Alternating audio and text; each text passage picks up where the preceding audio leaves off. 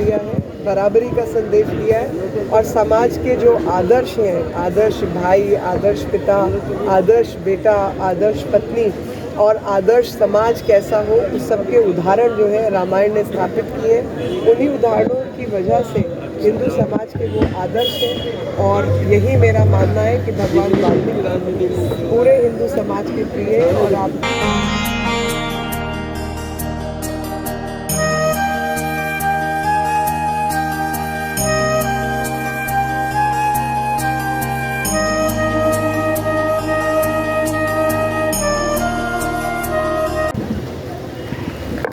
नमस्कार दोस्तों, सत श्री अकाल, आदाब, जय हिंद, जय श्री राम।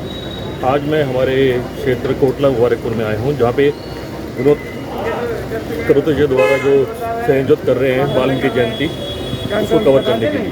तो थोड़ी देर बाद हम मिलेंगे विनोद जी से भी, और जो कोशिश करते हैं, जो यहाँ पे हमारी चीफ गेस्ट हैं श्रीमती फॉरेन मिनिस्टर मीनाक्षी लेखी जी, उनसे मुलाकात करने की कोशिश करेंगे बिल्कुल, अगर उनके पास टाइम हुआ तो। आगे दिखाते हैं हम सारा कार्यक्रम आपको, जो विनोद जी के द्वारा आयोजित करा जा रहा है, जो हमारे काउंसलर हैं। जय श्री राम, मिलते हैं।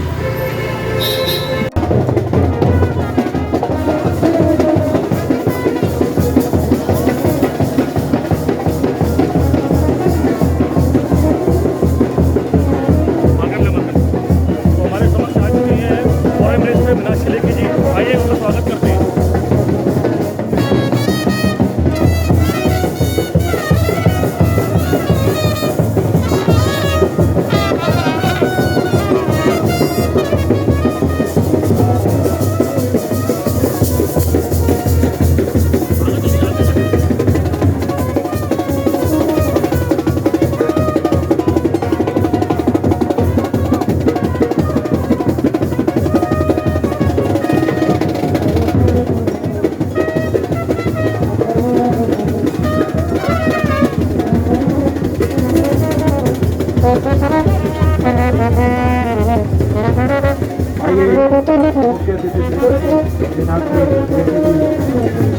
पहुँच चुके हैं और शहर की बात समय दीजिए जो कि वचन करेंगे और पूरे कोटला मंडल की ओर से उसका हार्दिक अभिनंदन और स्वागत है।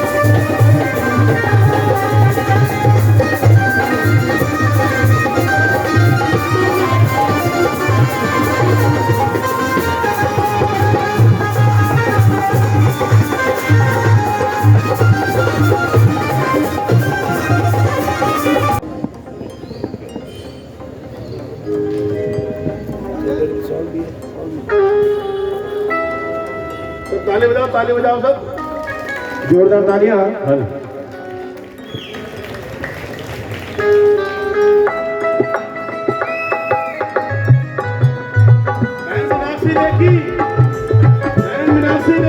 जिंदाबाद।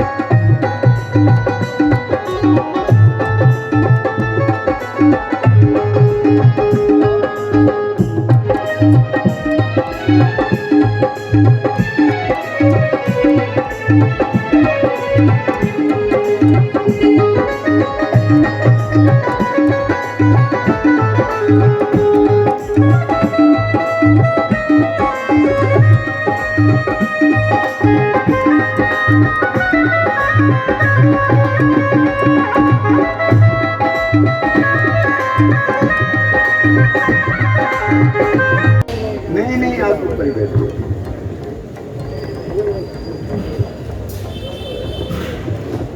तो आज हमारे बीच में हमारी लोकप्रिय सांसद बहन मीनाक्षी लेखी जी का भी, वैसे तो बहन जी मंदिर पे हमेशा आती हैं और वहाँ भी आपका प्यार हमें मिलता है, लेकिन आज हम बहन जी के यहीं दर्शन करने आ गए। विनोद जी का आदेश था, तो मैं बता रहा था जैसे महर्षि वाल्मीकि जी के, लेकिन आज अब बीच में बहन जी हमारे बीच में हैं, तो जो हमें आदेश है, हम जो भी गुरु महाराज के भजन है वो हम आपके सामने प्रस्तुत कर रहे हैं।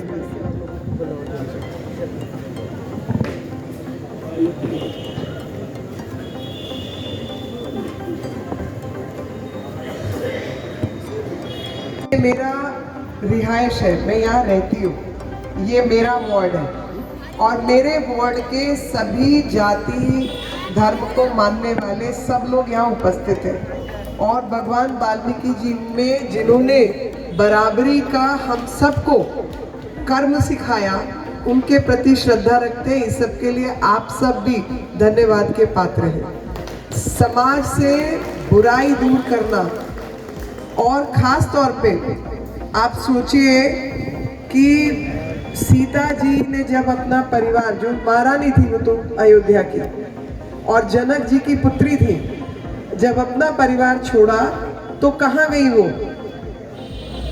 कहाँ गई? वाल्मीकि जी के आश्रम में। वाल्मीकि जी के आश्रम में। तो भगवान वाल्मीकि में कितनी श्रद्धा उनकी होगी कि एक सीता मैया जैसी महारानी जो लक्ष्मण के पास जा सकती थी, उनके भाई के जैसे था, बच्चे जैसे था, अपने परिवार में अपने पिता के पास जा सकती थी। जनकपुर की रानी थी वो, बेटी जनकपुर की। वो हनुमान जी के संपर्क में रहकर, वो भी बेटे जैसे थे, वो उनको देख सकते थे, भरत देख सकते थे, कहीं रह सकती थी, मगर उन्होंने चुना वाल्मीकि जी का आश्रम। और ये जानते हुए कि वो प्रेग्नेंट थी, यानी राम परिवार के जो रघुकुल के जो आने वाली संतान है, उसका जन्म और भरण पोषण कैसा हो, वो वाल्मीकि महाराज द्वारा किया जाए। आप सोच सकते हैं ये कितनी बड़ी बात है। और जिस अयोध्या नगरी की हम सब पूजा करते हैं और हम सब वहाँ राम मंदिर की चिंता करते हैं, ऐसी अयोध्या नगरी की जो आने वाली संतान और पीढ़ियां हैं, जिन्होंने और अपने शासन को बढ़ाया और जगह पर वो सभ्यता को बढ़ाया। लव और कुश के माध्यम से उनका जन्म और उनका भरण पोषण वाल्मीकि जी के आश्रम में हुआ। ये जब भी मैं सोचती हूँ तो मुझे ये लगता है कि वाल्मीकि जी नहीं होते तो ना तो हमें हिंदू धर्म समझ आता और ना ही सीता जी का परिचय होता, ना सीता जी की या रघुकुल को आगे चलाने वाली संतान का भरण पोषण होता। ये देन है वाल्मीकि भगवान की।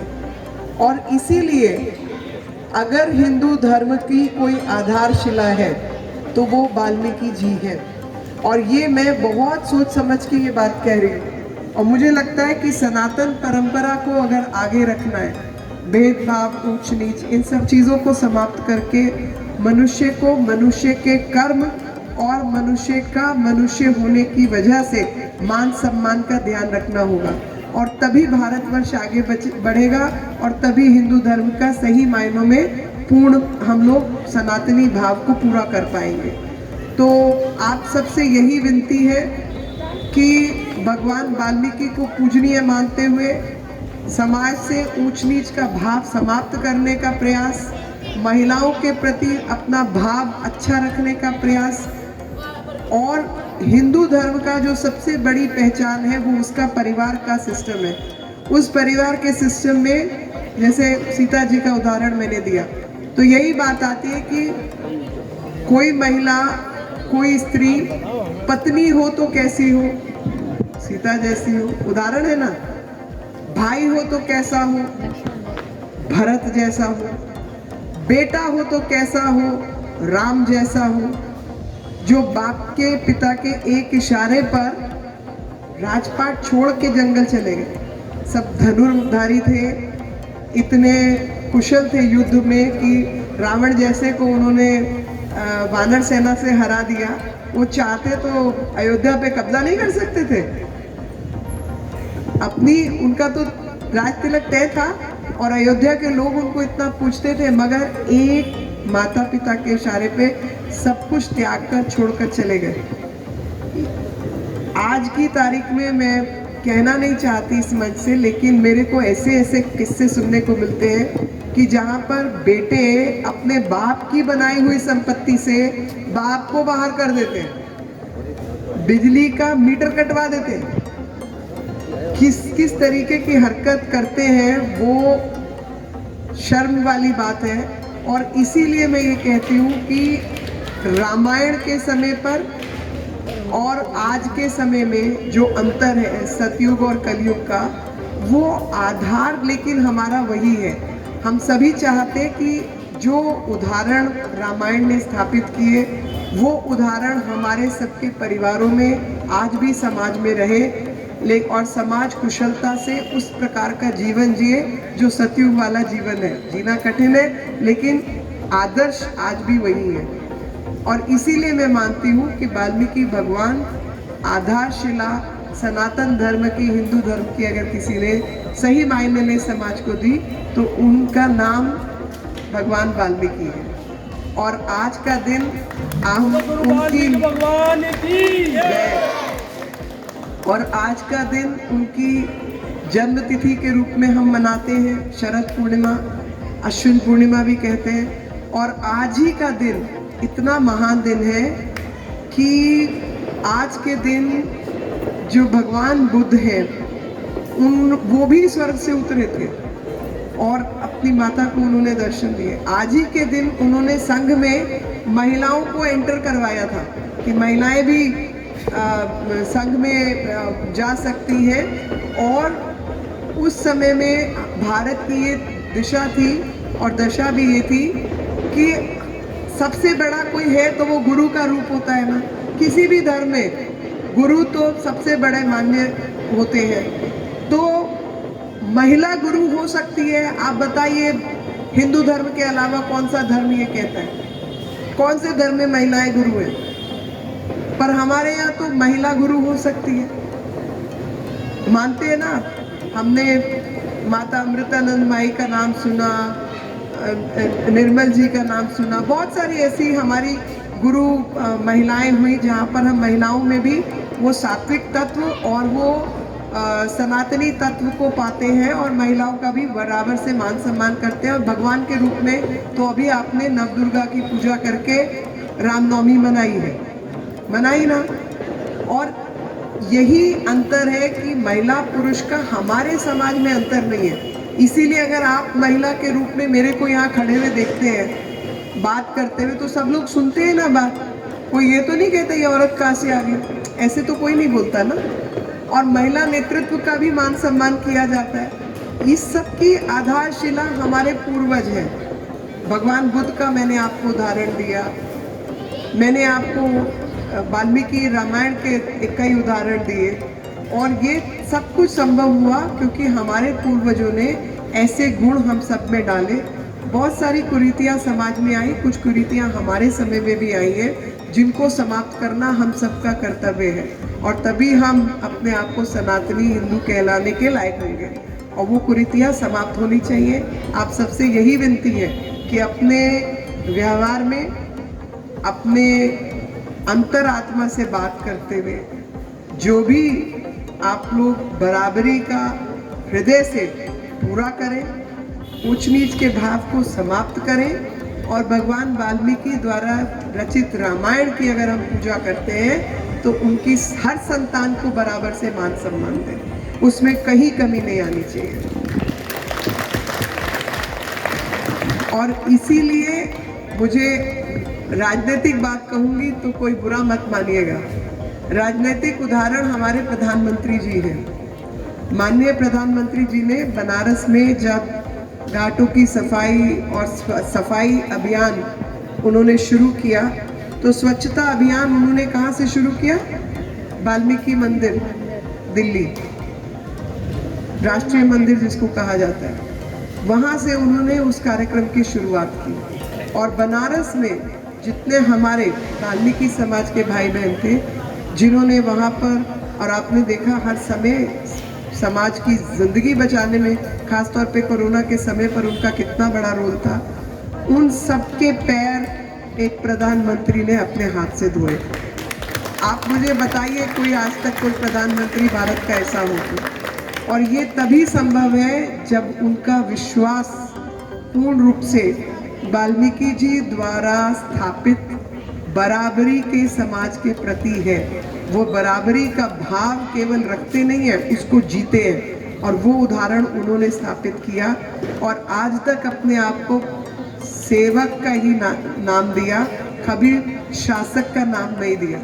ये हमारे जैसे लोगों के लिए सबसे बड़ा समाज का उदाहरण है। आने वाला समय इतिहास जो इतिहास लिखेगा, लेकिन मुझे लगता है कि मेरे जीवन काल में मैंने वाल्मीकि भगवान को नहीं देखा, लेकिन अपने प्रधानमंत्री जी के जीवन को तो कुछ अपनी आंखों से देखा है। तो जो भाव वाल्मीकि भगवान ने पैदा करने का प्रयास किया, वो आज तक हमारे समाज में जिंदा है। आप सब हृदय से उस सब बराबरी के भाव के और उस अच्छे कर्म के लिए मेरी तरफ से मैं आपका आभार प्रकट करती हूँ, और आप धन्यवाद के पात्र हैं, आभार के पात्र हैं। मैं आप सबको बहुत बहुत धन्यवाद देती हूँ, आभार प्रकट करती हूँ। और सब लोग भोजन करके जाएंगे। मेरा समय 6 बजे का होता है, आप भोजन खोल दीजिए प्लीज़, लगवाओ रोताश। सबको मैं देख रही हूँ, छोटे छोटे बच्चे घूम रहे हैं भूखे, सबको खाना खिलाना शुरू करो। और जहाँ तक विनोद की बात है, तो विनोद पीछे बीमार हुआ, तो मैं आप सबके से भी आग्रह करती हूँ कि भगवान वाल्मीकि से प्रार्थना कीजिए कि इसकी तबीयत अच्छी रहे, मेरे भाई को लंबी आयु मिले और अच्छा स्वास्थ्य मिले। मेरी सेवा नहीं, समाज की सेवा करता रहे। और इसको यहाँ लाने का मकसद ये था, जैसे मैंने कहा कि मैं यहीं रहती हूँ, मुझे यहाँ पर एक ऐसा व्यक्ति चाहिए था जो मेरी पूरी तरह 100% सुनता हो, क्योंकि क्षेत्र की बहुत कंप्लेंट आएंगी। आगे पीछे कोई होता, कोई कंप्लेंट भी नहीं करता, कोई, मतलब मैं नाम नहीं लेना चाहती, आप बताओ आप किसके पास जाके कंप्लेंट करते हो? तो जब कंप्लेंट मेरे पास आएगी तो काम करने वाला आदमी चाहिए या नहीं, इसलिए इसको टिकट दी, ताकि मेरा काम होता रहे और मेरे काम में कोई रुकावट ना आए। बाकी जो रुकावटें आप सबको पता है, एमसीडी को पैसे नहीं देना, सताते रहना, फिर कहना हम ब्रिज बनवाना चाहते हैं। अभी तेरा काम ही नहीं है, तू अपना काम कर। अपना काम करना नहीं।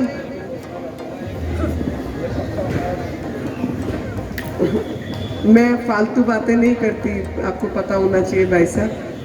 जहाँ तक इस तरीके की बातें हैं उसमें मेरे को उलझाइए मत। ये मेरा भाई है, इस क्षेत्र का प्रतिनिधि है, जिसने बहुत मेहनत की है क्षेत्र में और लगातार मेहनत करता है। और इसीलिए थोड़े बहुत लोग, आपको पता है राजनीति कैसे होती है, तो राजनीति ऐसी ही चलती है। वो लोग अपना काम करेंगे, हम लोग अपना काम करेंगे। और एक मैं पंजाबी की कहावत सुना देती हूँ, आप में से बहुत लोगों को समझ आ जाएगी। कौआ ते कहते ढोर नहीं मरदे। सबको समझ आ गई ना? हाँ, तो मस्त रहना चाहिए। किसी के मुंह के कुछ कहने से कुछ होता तो पता नहीं क्या हो जाता, ऐसा नहीं होता ना। तो समाज अपनी रफ्तार से चलता है और जो यहाँ लिखा है वो होता ही है, उसको कोई टाल भी नहीं सकता, रोक भी नहीं सकता। यही सब हमको सिखाया गया है, हमारे धर्मशास्त्र यही सिखाते हैं। आप सबका अधिक समय ना लेते हुए शरद पूर्णिमा की, अश्विन पूर्णिमा की आप सबको हृदय से बधाई। और ईश्वर आप सबके परिवारों पर कृपा रखे, सबके घर परिवार में सुख शांति रहे और सबका स्वास्थ्य अच्छा रहे। इसी की कामना के साथ भगवान वाल्मीकि महाराज की, जोर से बोलिए, भगवान वाल्मीकि महाराज की जय। धन्यवाद। जय हिंद, जय भारत। भगत जी जो चैनल वालों को भेज दीजिए, वो 1 मिनट का भगत ले लेंगे। सुनील मित्तल जी से विनती है, वो कृपया सुनील मित्तल जी दिया है, बराबरी का संदेश दिया है और समाज के जो आदर्श हैं, आदर्श भाई, आदर्श पिता, आदर्श बेटा, आदर्श पत्नी और आदर्श समाज कैसा हो, उस सबके उदाहरण जो है रामायण ने स्थापित किए। उन्हीं उदाहरणों की वजह से हिंदू समाज के वो आदर्श हैं और यही मेरा मानना है कि भगवान वाल्मीकि पूरे हिंदू समाज के प्रिय हैं। और आप देख सकते हैं कि मेरे क्षेत्र के अंदर कोई ऊंच नीच इस तरीके का व्यवहार नहीं है और सब लोग, हर धर्म जाति को मानने वाले आज इस कार्यक्रम में शामिल हुए। मैं सबको भारत माता की एक बेटी होने के नाते बधाई देना चाहती हूँ कि आप सब अच्छे लोग हैं और भगवान वाल्मीकि जी के दिखाए हुए आदर्शों पर चलकर हम अपने समाज की संरचना करें। मैम, जिस तरीके से देखा जाए कि आपने बात कही श्री राम जी की और लक्ष्मण जी की, लेकिन अब वो माहौल ख़त्म हो गया है। कोई माहौल ख़त्म नहीं हुआ। भगवान राम हम सबके मन में बसते हैं और हर लक्ष्मण हर भाई के मन में बसता है और वही हमारे समाज का आदर्श है। आदर्श तक हर बार लक्ष्य के रूप में नहीं पहुंच सकते, लेकिन आदर्श वही है और हर भाई चाहता है कि वो लक्ष्मण जैसा भाई बने। इतना समय आपने इस कार्यक्रम में दिया, लोगों ने आपको बड़े प्यार से सुना है, क्या कारण है, किस तरीके से आपने यहाँ काम किया? सब मेरे भाई बहन हैं और मेरे में उनकी एक सरोकार अपनापन है, तो इसलिए सुनते हैं। और विनोद जी का कार्यक्रम है, उसमें भी सब लोग शामिल हैं। लगातार मैम विनोद जी ऐसे कार्यक्रम करते जा रहे हैं जिससे लोगों को जोड़ने का काम वो करते हैं, तो क्या कुछ कहना चाहिए इनके खिलाफ? अरे मेरा भाई है, काउंसलर है, यहाँ का सेवक है, सबके काम करता है, यही कहना चाहती हूँ। भगवान इसको लंबी आयु दे, अच्छा स्वास्थ्य दे और ऐसे ही सेवा करता रहे। इस बार आम आदमी पार्टी ये कह रही है मैडम कि इस बार एमसीडी में हमारी बिल्कुल पक्के में पार्टी आने वाली है, क्या लगता है जिस तरीके से आप बोल रही हैं? देखो, पिछली बार भी उन्होंने यही कहा था ना, और हम जानते हैं कि किस तरीके का दुष्प्रचार उन्होंने कोविड के समय पे किया, किस तरीके से एमसीडी को तबाह करने का उन्होंने प्रयास किया और किस तरीके से लोगों को गुमराह करने का काम किया है। दिल्ली राइट्स हो, एमसीडी का काम नहीं होने देना हो, दिल्ली में बाढ़ आ जाती है, पानी बढ़ता है, तो अपने हिस्से का काम तो कर नहीं पाए, एमसीडी खाक संभालेंगे। बोल वाल्मीकि भगवान की जय।